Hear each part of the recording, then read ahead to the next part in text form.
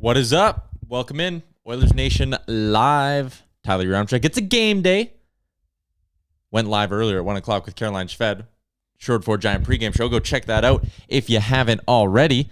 But let's have some fun here. Let's talk a little hockey. There is no shortage of storylines surrounding the Edmonton Oilers right now, and we will get into all of them. So feel free, whether you're watching on Twitch, Twitter, Facebook, drop a comment in the chat. I'm monitoring all three.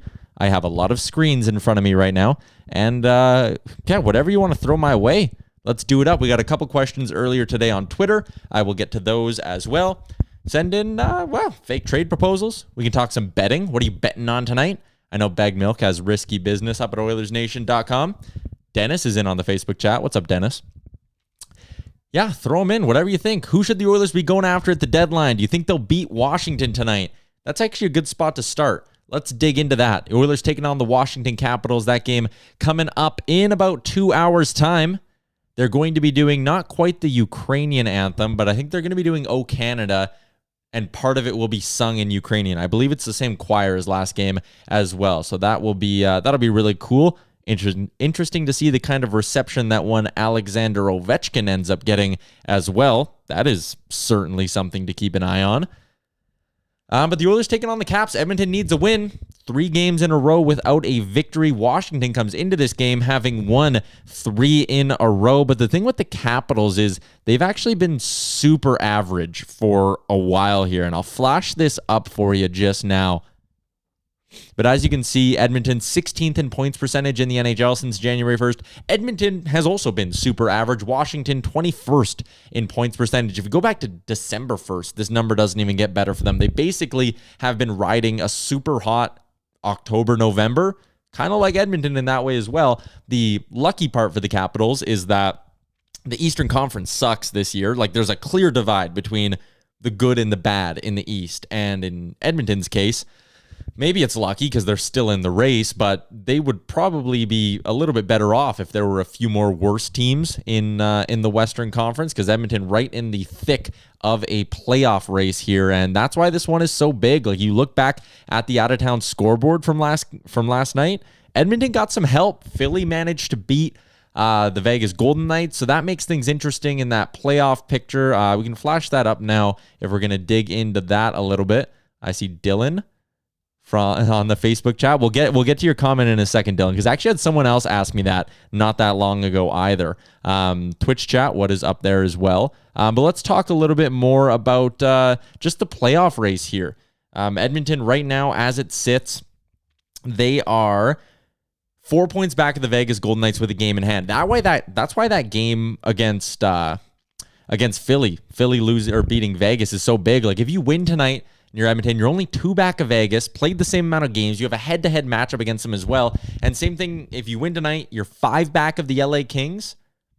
You have 2 head-to-head games against the LA Kings. Like, that's not exactly unreachable. I think a lot of the models, like Dom Lucian and Mika Blake McCurdy, they have the Oilers at like a 46 to 54% chance of making the postseason. And I think that's honestly, that's pretty much exactly what I expected from them. You can see here the standings for yourself.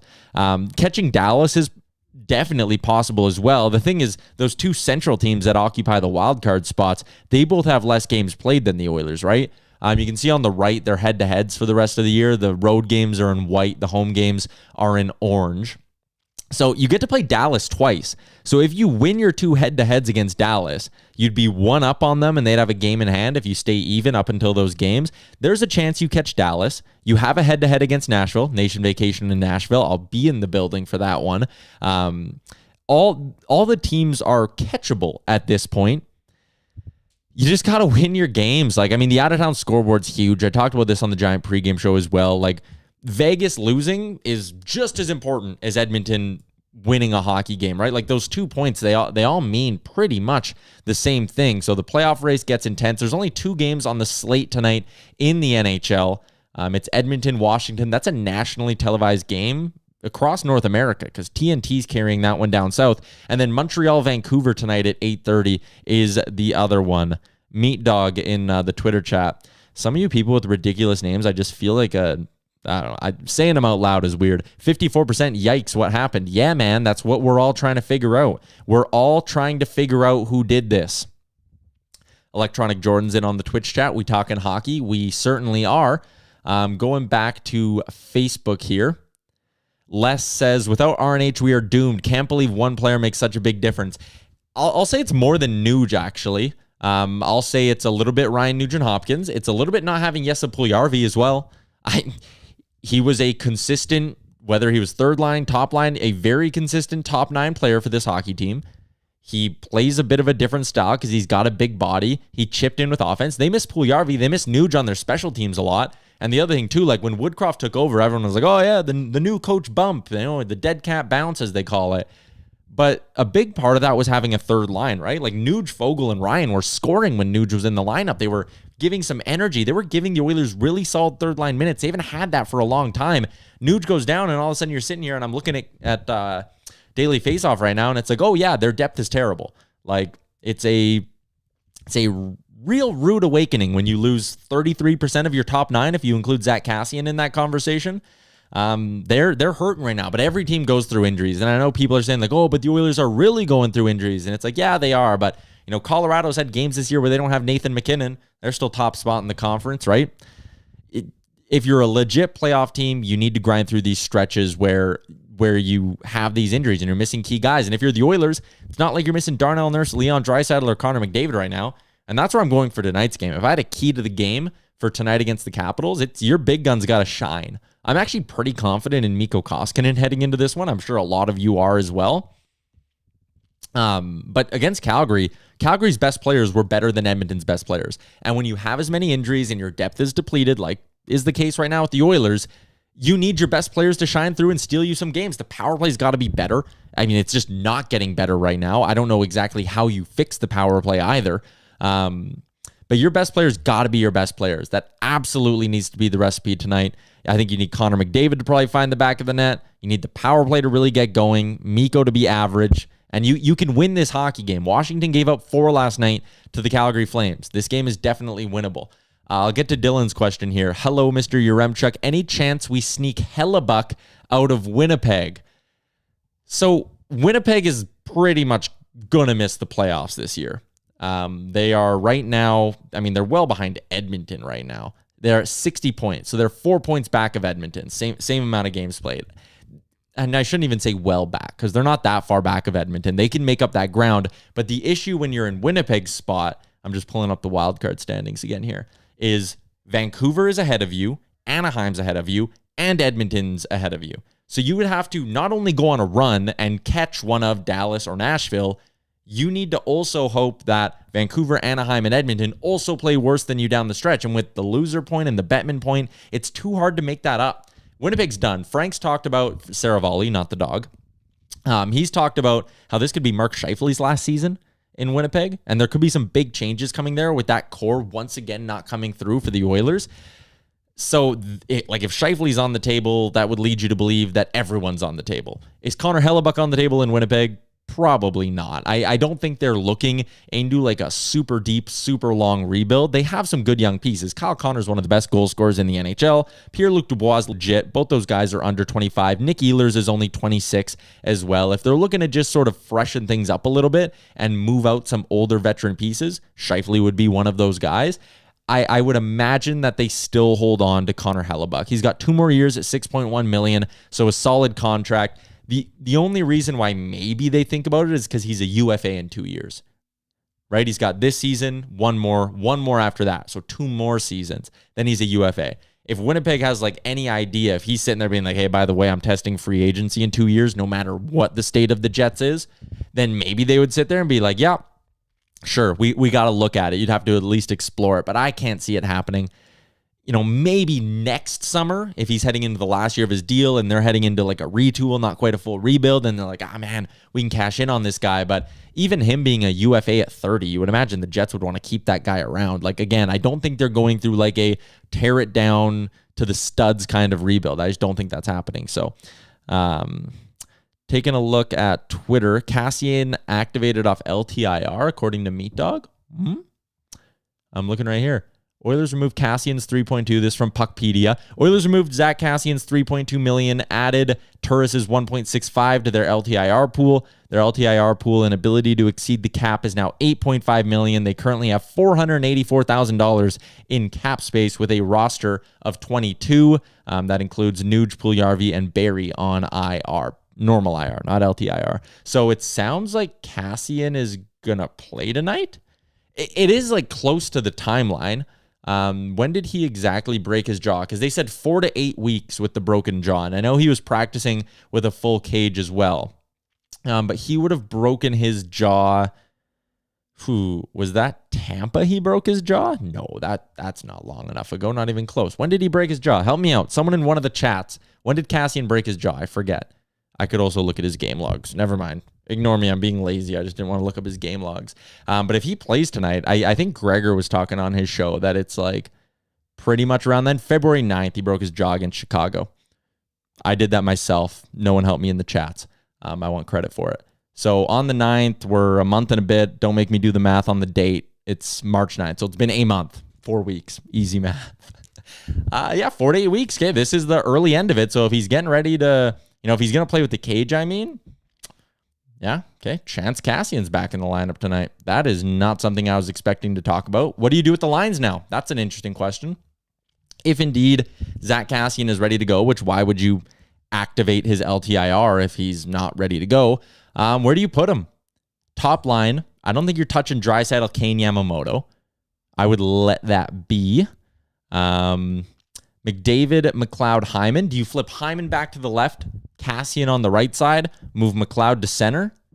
Do you want Zach Cassian playing in the top six in his first game back? Probably not. I would imagine he just slides in on the fourth line for tonight. Maybe just ease him into it, especially the fact he's been activated so late. Like, who knows when the decision was even made for him to play. So do you go Benson, Malone, Cassian as your fourth line?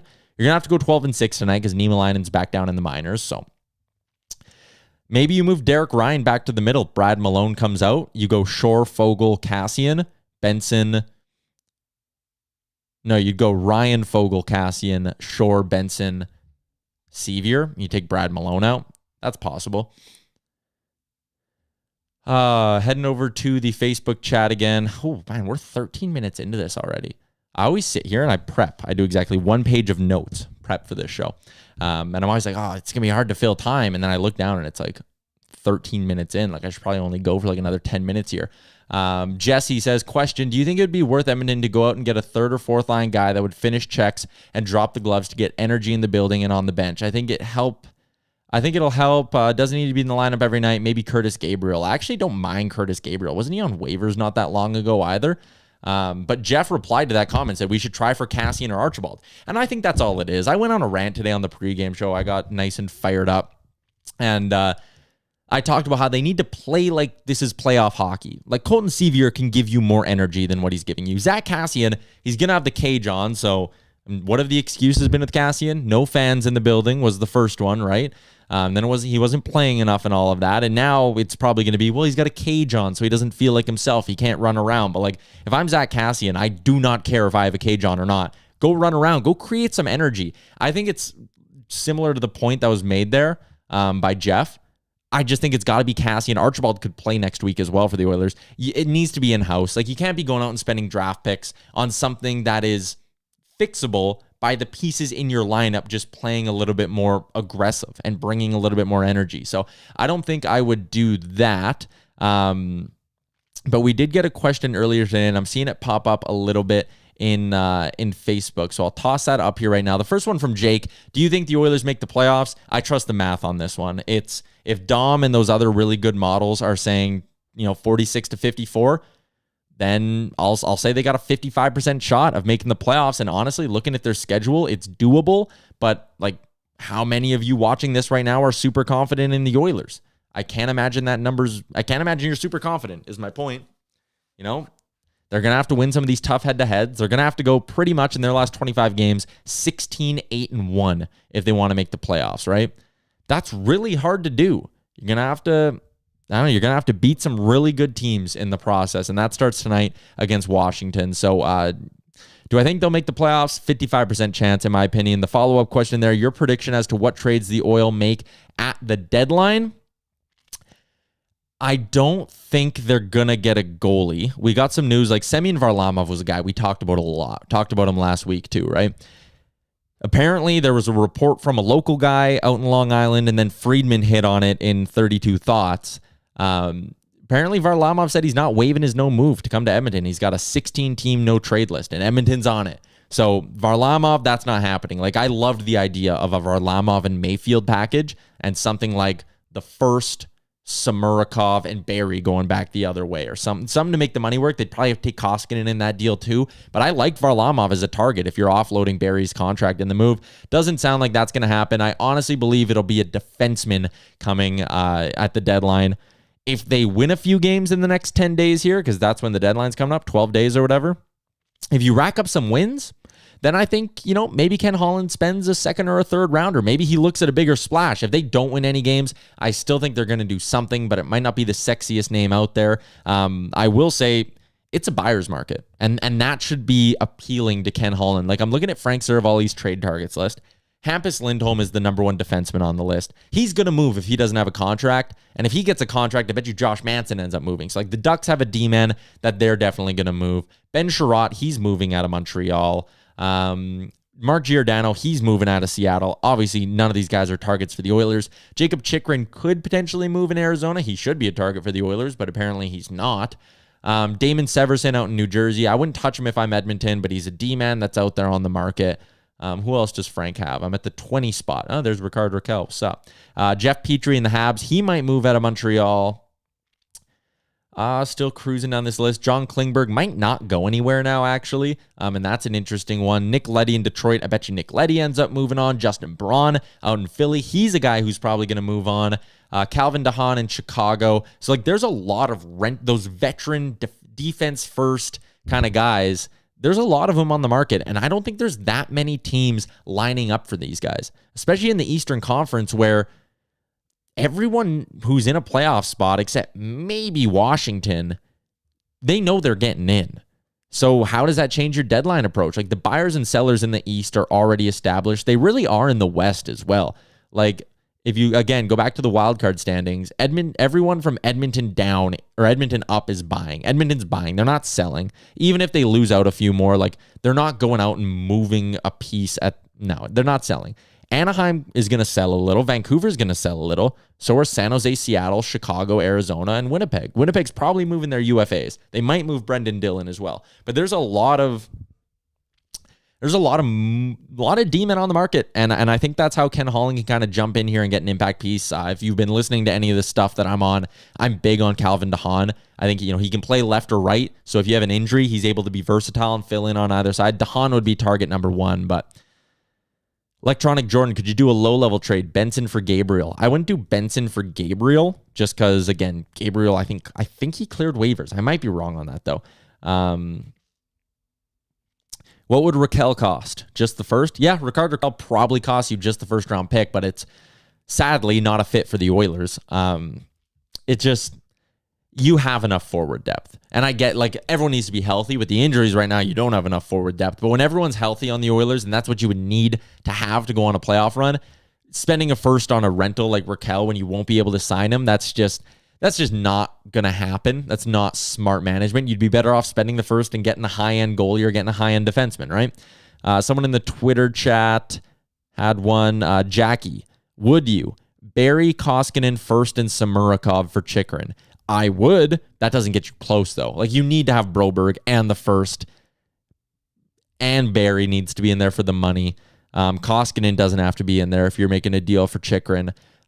So it would, like, my guess, what Arizona would want is a first, Broberg, Barrie to make the money work, and probably another piece in there, whether it's a mid-round pick or a mid-level prospect. Chychrun's going to cost a lot. If Chychrun wasn't going to cost a lot, the deal would be done already. There's like 8 or 9 teams that like him. So, the Chychrun deal would cost a lot, and it just doesn't seem like Edmonton's really going to do that one. Can we get Carter Hart out of Philly? No. Sorry, that's just not going to happen. What is a realistic trade target? Maybe off the board a bit. That's an interesting one. I mentioned Brendan Dillon. He's got 2 more years at 3.9. Someone who's not on Frank's list who I like, I've touched on him a little, Carson Soucy out in Seattle. Plays the left side. I think he can play the right side a little bit too, though. He's listed as a left/right D. $2.75 million next year, so manageable cap hit. If that's one of those deals where, like, let's say Seattle has an offer from someone else, it's a 3rd-round pick for Soucy, and Edmonton comes in and goes, hey, we'll give you a 2nd, take Barrie. And Seattle's like, oh, shit, we don't have a lot of, like, high-end NHL defensemen. We could use a guy who can move the puck. Sure, take Barrie. A 2nd in Barrie for Soucy. He's got 1 more year. It'd save you money, giving up the 2nd. Depth D-man. He's mean. Alberta boy. I think he's from Viking. Carson Soucy is my answer to your question of an under-the-radar guy. James Earl, any updates on Clefbaum? Probably never playing again. Definitely not playing this year. Les Barker, would Holloway help on this team? Yeah, maybe, but how much are you risking development over bringing a guy up? Like, he's been good in the American League over his last couple of games. So, yeah, Holloway could help on this team. Maybe you bring him up. Maybe he's a spark. Taylor, trade for Taylor Hall so we can trade him to Seattle and acquire Adam Larson. Doesn't this team meet Adam Larson? 1st, 2nd, Barrie, Smith, Samurikov, and Lavoie for Chychrun. Oh. 1st, 2nd. I still think they would want Broberg in a deal. I think you can throw a bunch of stuff like Lavoie's and Samurikov's in there. I think they would want Broberg. They would need an impact piece. Dylan says, talk to Soucy last week. He's not coming here. Does Soucy have trade protection? Nah, he doesn't have trade protection. He doesn't have a choice where he plays. He gets moved wherever GM Ron Francis moves him to. Although unless Seattle's been like, hey, don't worry, we're not trading you. Then yeah, okay. Maybe he knows. Maybe Carson Soucy does know a little about his future. Stealth says, DeHaan's contract is too pricey. He's a pending free agent. He's a pending UFA, so it doesn't matter.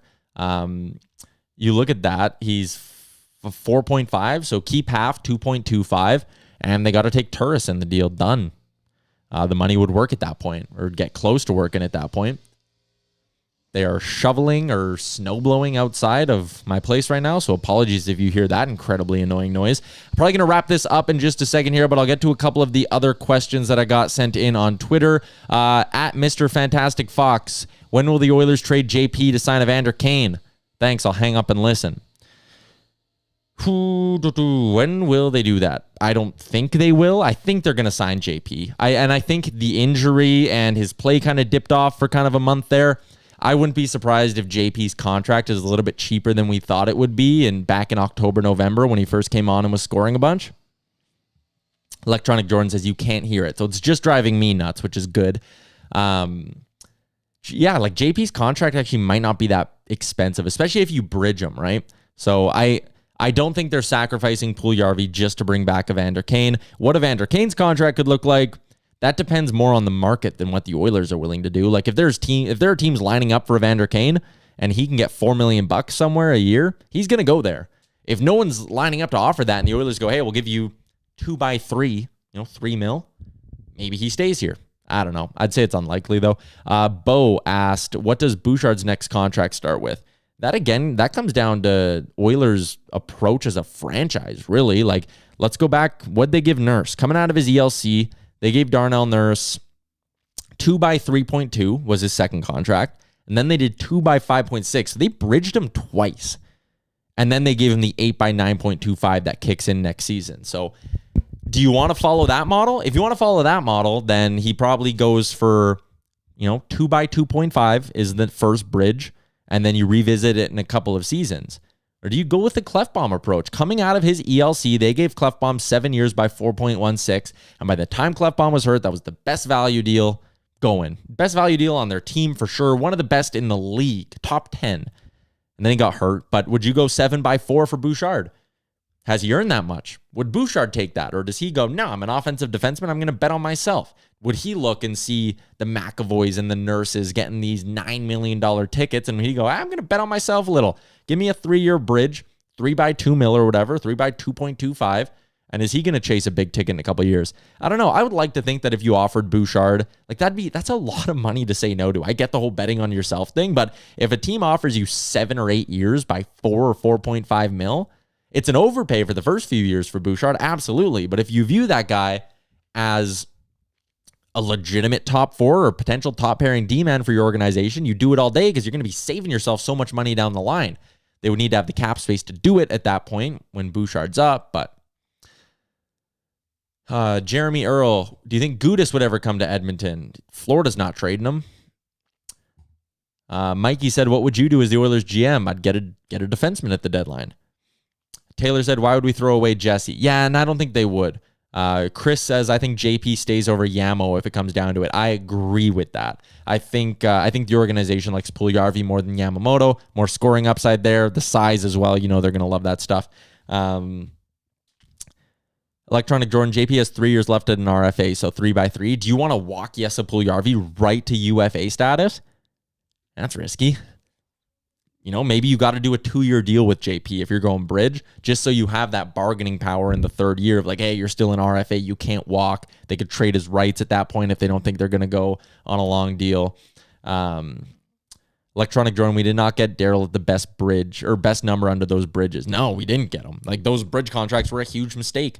When you signed him by 3.2, if you would have just gone the long-term route at that point, gotten him for 4.5, think how well you'd be sitting this year, right? His AAV right now would be cheaper than it is, and it wouldn't be going up to 9.25 next season. But you got to make those risks, because at the time, if they would have signed Nurse for 8 years by 4.5, a lot of people would have done he didn't earn it. He didn't earn it. He's never going to be that guy. Like, you have to take a risk at some point, and that'll be what it comes down to with Evan Bouchard's next deal. We're probably going to wrap this up here in just a second. Let's talk a little sports betting, though, courtesy of our friends over at PointsBet.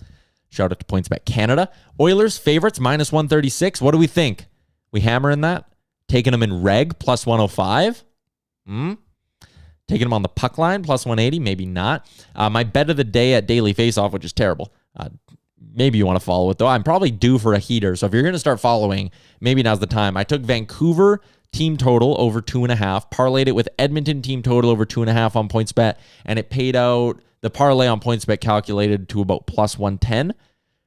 Edmonton's hit that number in 7 of their last 10. Vancouver's hit it in 9 of their last 10. You're getting plus money on that thing. I think they should each be able to score, but I don't trust Oilers goaltending enough to really hammer them from a daily face-off Yaremchuk perspective. Daily face-off Tyler Yaremchuk doesn't trust the Oilers goaltending enough for them to win.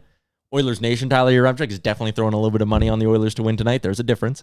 But I like going Oilers over 2.5, parlayed with Canucks over 2.5. Within the Oilers game, I think I'm going to bet on the Draisaitl shot prop at 3.5 tonight. And I'm taking Darnell Nurse to pick up an assist. He's hit it in 3 of his last 5, and it's paying out plus 165. That's a good payout. He's pretty much even money on most books to pick up a point tonight as well. So I'm probably looking at those two. Oilers and reg, I don't mind. Oilers team total, I like. They're playing Ilya Samsonov, and he has not been good as of late. First off, he got yanked last time he played the Oilers. He got yanked in his last start against the Toronto Maple Leafs because he allowed 3 goals on 7 shots. In his last 5 starts, Ilya Samsonov, I'm going to do math on the air here, 13 goals against in his last 5 starts, but he was yanked in one of them. And against the Rangers, he only faced 21 shots. He gave up 4 goals. He's not having a very good year, is the point. Oilers should win tonight against Washington. I'm being cautiously optimistic. They should beat the Washington Capitals. I like the Draisaitl shot prop. I like McDavid to score, Nurse Apple. And I'm also taking the Canucks tonight. I think the Canucks should, but those Habs are pesky. They've been costing me some money. If you're a baseball fan, I'm seeing MLB just announced cancellation of games until April 14th, so that sucks. Dante says, take the Caps. Sorry. Dylan says, taking it. We'll see. Bunch of other questions in there, but unfortunately, we are out of time. So my apologies on that. We'll do this again next Wednesday, though. This has been fun. We're getting close to that 30-minute mark. There's going to be so much more trade talk next week. Next week is going to be an awesome one if you're a big fan of news and rumors and all that good stuff. We'll also have a new episode of the Real Life Podcast dropping tomorrow as well with myself, Jay, Bagmilk, Chalmers, Wanye, the usual cast of characters. We have an episode out with Ben Hebert from Team Alberta. Talk some curling with him. That was fun. Go check that out before the game. Check out the Short 4 Giant pregame show as well. Thanks for tuning in. Oilers Nation Live. I'm Tyler Yaremchuk. And we'll chat again, next